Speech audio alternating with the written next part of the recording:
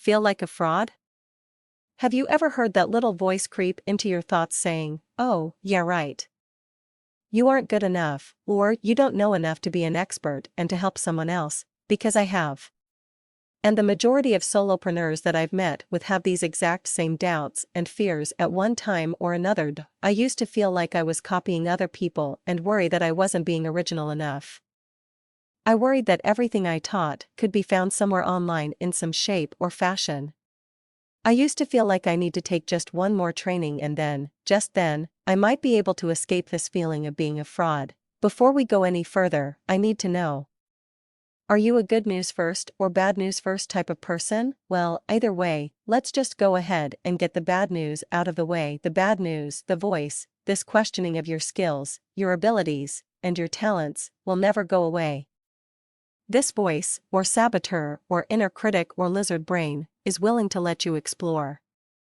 Only so long as you stay within the box that you've been living in for so long.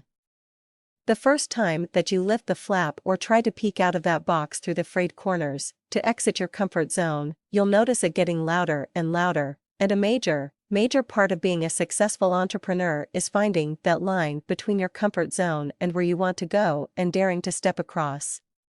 And then repeating this process over and over again. No matter how strong you are, fighting it or ignoring it won't help.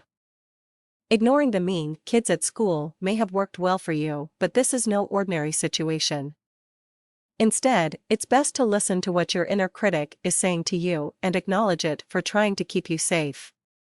Taking a deep breath and giving yourself space to listen, then taking a minute to be grateful for this misguided, protective voice, and then asking yourself, "Do I know without a doubt that this is really 100% true?" will help you to move forward along your adventure. The good news, the fact that you recognize this voice for what it is, not you, but a voice of fear or concern, is the first step. And it's the single most important step.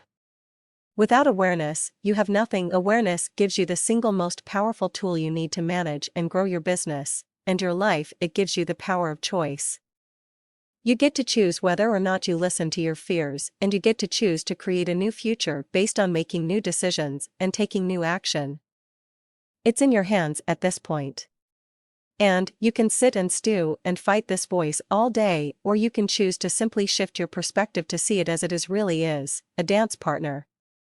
You'll learn different moves and different dances throughout your life, and by simply recognizing that this voice is piping up, you are regaining control of the relationship as you move across the dance floor and manage the movement in the direction that you want to go instead. Also, this voice gets louder and more frequent when you are about to do something big. So, when you notice your fears sneaking into your thoughts, take one small step. Action, especially imperfect action, is the antidote to fear. Please share, what does your inner critic like to say most frequently to you? What has helped you to overcome your fears and get into action?